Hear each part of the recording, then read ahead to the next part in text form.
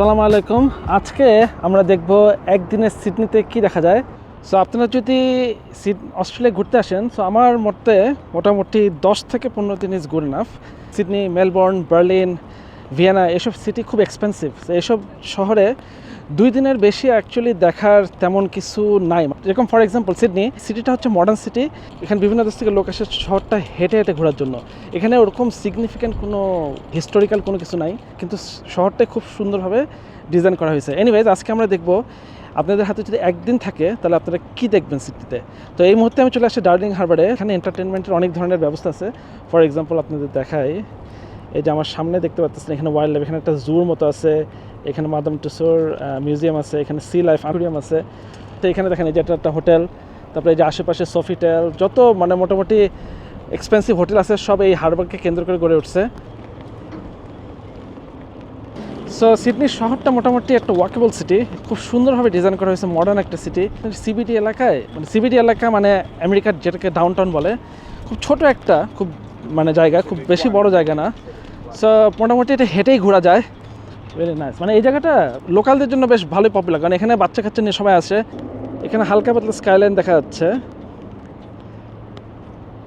Mostly office আর hotel, অল্প কিছু অ্যাপার্টমেন্টও আছে। অ্যাপার্টমেন্ট যে একদম নাই সেটা না, কিন্তু most of the local people এখানকার সাধারণত সাবার্বে থাকতে পছন্দ করে।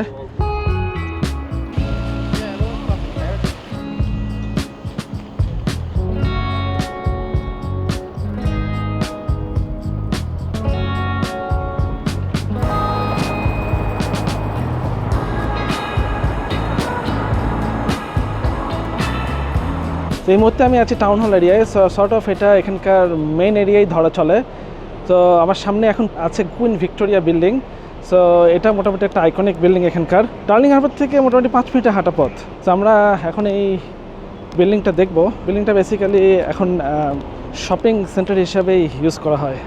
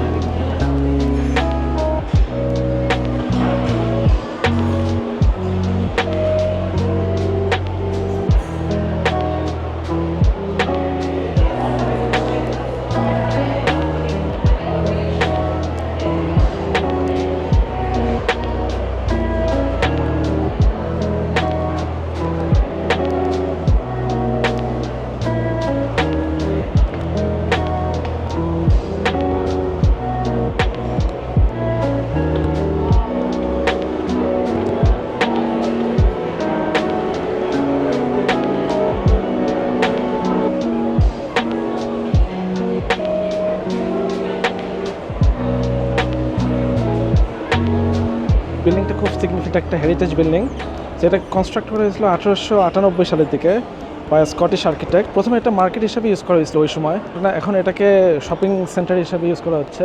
বিল্ডিংয়ের আর্কিটেক্ট স্টাইল হচ্ছে ভিক্টোরিয়ান স্টাইলে বিল্ডিংটা বানানো। এখানে একটা ঘড়ি আছে, আর আশেপাশে দেখতে পাচ্ছেন যে সব দোকান যেগুলো আছে সব খুব প্রত্যেকটা ব্র্যান্ডেড, প্রত্যেকটা হচ্ছে এক্সপেন্সিভ। এখানে প্রচুর বুটিক দোকানও আছে। তো এখানে দেখেন প্রচুর ক্যাফেও আছে, এখানে বসে থেকে খাওয়া যাবে। It's really nice. এখানে প্রচুর আর্ট গ্যালারিও আছে। ওহ, রিয়েলি নাইস। দেখি একটা আর্টের দাম দেখি কীরকম। ডক্টর সুস, বাবা, 1920। একটা আর্টের দাম এখানে $2000 মতো প্রায়। দেখেন এই যে ডক্টর সুস, এই আর্টটার দাম প্রায় $1920। ইন্টারেস্টিং। এখানে প্রচুর গ্যালারি আছে। আমার পছন্দের একটা দোকান আছে এখানে, লাইকা ক্যামেরার দোকান। সো ওখানে একটু যাবো, দেখি।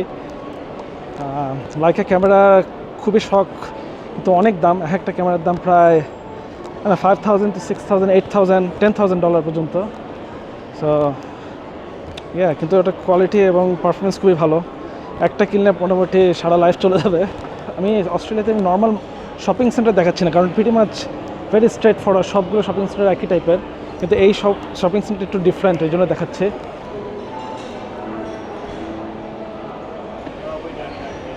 আর এটা হচ্ছে Laika camera store. Very nice. একটু দেখেন প্রাইস দেখে $11,000। এটা হচ্ছে লাইকা SL3 সম্ভবত নিউ। এটা হচ্ছে এটার দাম হচ্ছে $11,790। Wow, very nice. M6 Laika M6 এর সম্ভবত ফিল্মের। It's really nice. এটা আমার কেনার খুব শখ ছিল, বাট অনেক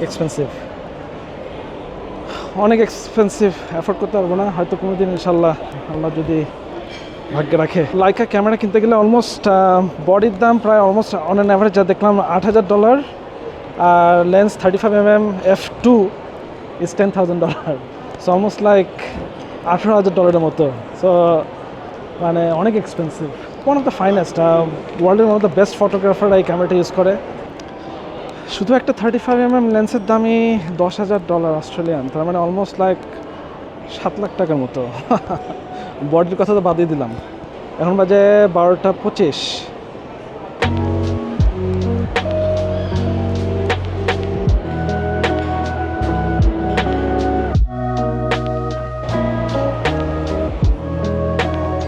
এখন বাজে প্রায় 12:30। হাঁটতে হাঁটতে পিপাসা লেগেছে, সো একটা আইস মোকা খাচ্ছে। এক্সপেন্সিভ জায়গাতেই খাচ্ছি অ্যাম্বিয়েন্সটা ফিল করার জন্য, দেখি কীরকম। ইটস ভেরি নাইস, খুবই মজা।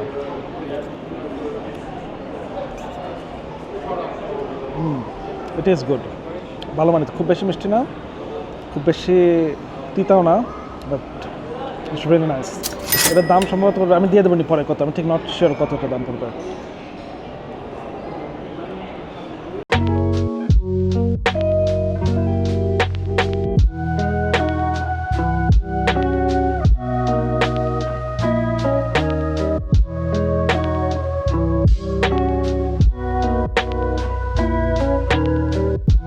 জায়গাতে প্রচুর রেস্টুরেন্ট, তারপরে হোটেলস আছে।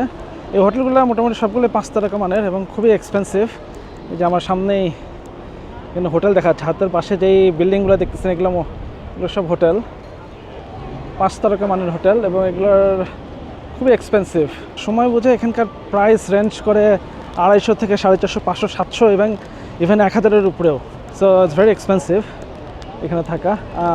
এই যে দেখেন এই সামনে, এখানে হচ্ছে ইন্টারন্যাশনাল পোর্ট আছে, এখানে ক্রুজ শিপ এসে থামে। এখানে একটা থামে আছে এখন, একটা বিশাল ক্রুজ শিপ, ওই যে ব্রিজের পাশে। আর এখানে অনেক রেস্টুরেন্ট আছে, ক্যাফেজ, রেস্টুরেন্ট, তো খাওয়া দাওয়ার ব্যবস্থা আছে, বাট একটু expensive compare to other places.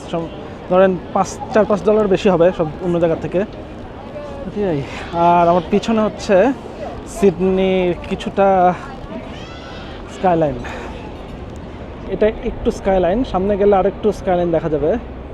Darling হারবারে কিছুটা স্কাইলাইন দেখছেন, আর এখানে কিছুটা স্কাইলাইন আছে। হারবারের ওই পাশটা বলা হচ্ছে নর্থ শোর, ওইখানেও কিছু স্কাইলাইন আছে। ওখানে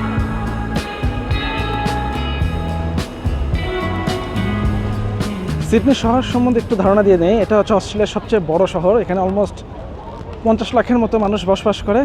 তো পুরো অস্ট্রেলিয়ায় 2 কোটির মতো মানুষ, মানে 2.5 কোটির মতো মানুষ বসবাস করে, আর পুরো সিডনিতেই বসবাস করে 50 লাখের মতো।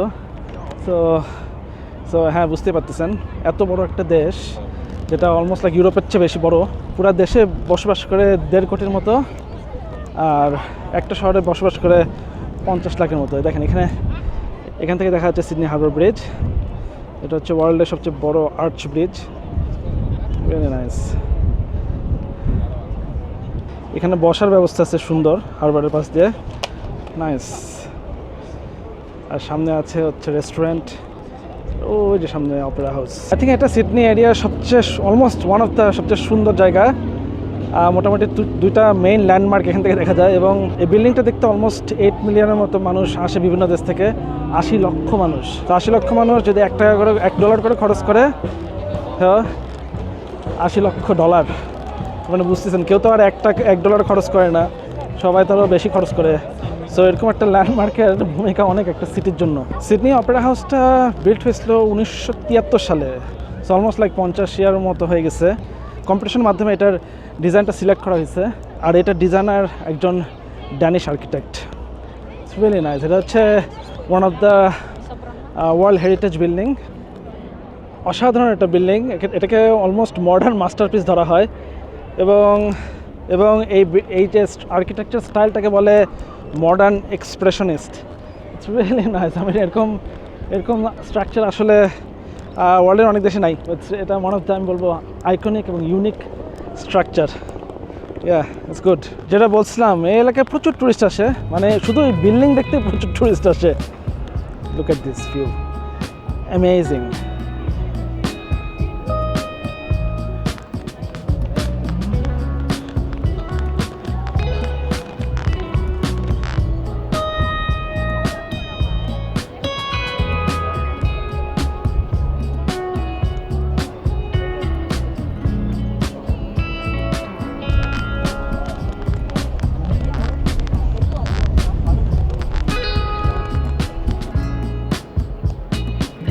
অ্যাপারেন্টলি ব্রিজটা হেঁটে ক্রস করা যায় কোনো টাকা পয়সা ছাড়া, ফ্রি জিনিস।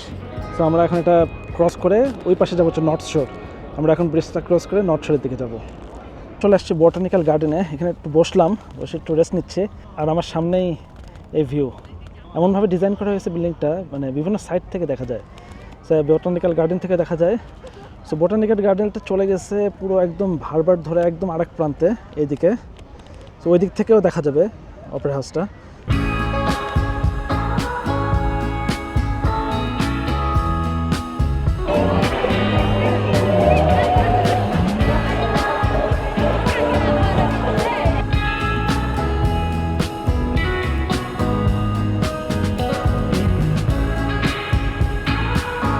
আমার সামনে এখন সিডনি হারবার ব্রিজ। এটা ওপেন হয়েছিল 1932 থেকে। So almost like close two 100 ইয়ার্সের মতো। সো বেশ পুরানো একটা ব্রিজ। সো এটা শুধু অস্ট্রেলিয়াতে ফেমাস না, এটা বলতে গেলে ওয়ার্ল্ডের one of the famous bridge. So এটা হচ্ছে ওয়ার্ল্ডের সবচেয়ে বড় আর্ক স্টাইল ব্রিজ। সো এখন এটাকে আমরা পার হব। অ্যাপারেন্টলি এটা হেঁটে পার হওয়ার ব্যবস্থা আছে। সো এখন এটাকে হেঁটে পার হব।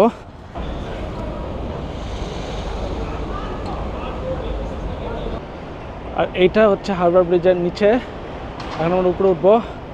অ্যাপারেন্টলি এই ব্রিজের উপরে একদম উঠা যায় আর্চের মধ্যে। এই যে দেখতে পাচ্ছেন মানুষজন যাচ্ছে, টোর নেওয়া যায়। বাট টোরগুলো খুবই expensive, around $300 to $400 I think sir. Specially সানসেটের সময় আরও অনেক বেশি। তো আমরা এখন ফ্রি টোর নেব। আমরা যেটা মানে যেখানে পেডেস্ট্রিয়ান, যেখানে হাঁটা যায় আর কি, যেখানে ক্রস করা যায়, সেখানে উঠবো। উঠে ব্রিজটা পার হবো, ওখান থেকে উপর থেকে ভিউটা নেব। সো হ্যাঁ, আমরা এখন ফ্রি ট্যুর নেব হারবার ব্রিজের জাস্ট যেখান থেকে হাঁটা যায় পেডেস্ট্রিয়ান ওয়াকওয়ে, হেঁটে উপর থেকে ভিউটা নেব হারবারের।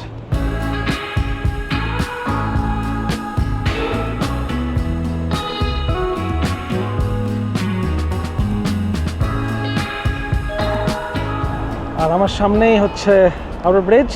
সো আমরা এখন এখানে হেঁটে হেঁটে উপরে উঠবো।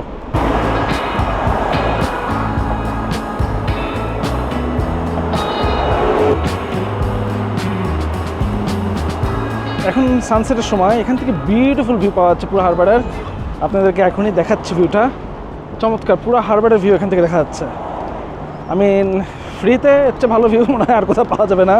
আপনাদের দেখাচ্ছি, লাকি যে এটা ওরা এখনও ফ্রি রাখছে।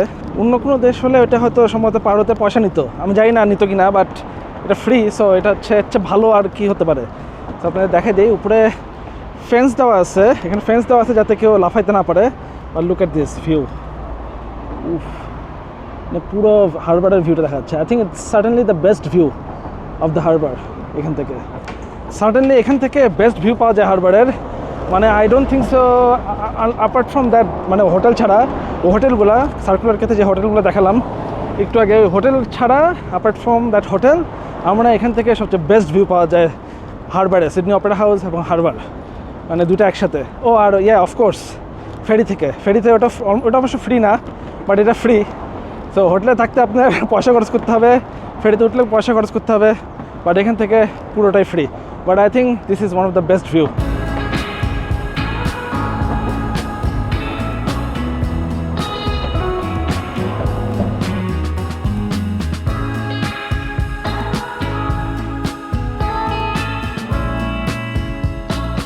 আশা করি আপনাদের এই ভিডিওটা ভালো লেগেছে। যদি ভালো লেগে থাকে আপনারা জানেন কি করতে হবে, অবশ্যই চ্যানেলটা সাবস্ক্রাইব করে দেবেন। যদি অস্ট্রেলিয়ার আরও ভিডিও দেখতে চান এবং অন্যান্য দেশের ভিডিও দেখতে চান তবে অবশ্যই চ্যানেলটা সাবস্ক্রাইব করে দেবেন। সো দেখা হচ্ছে খুব শীঘ্রই নতুন কোনো ভ্লগ নিয়ে, নতুন কোনো জায়গা থেকে। টিল দেন, আসসালামু আলাইকুম, ভালো থাকবেন।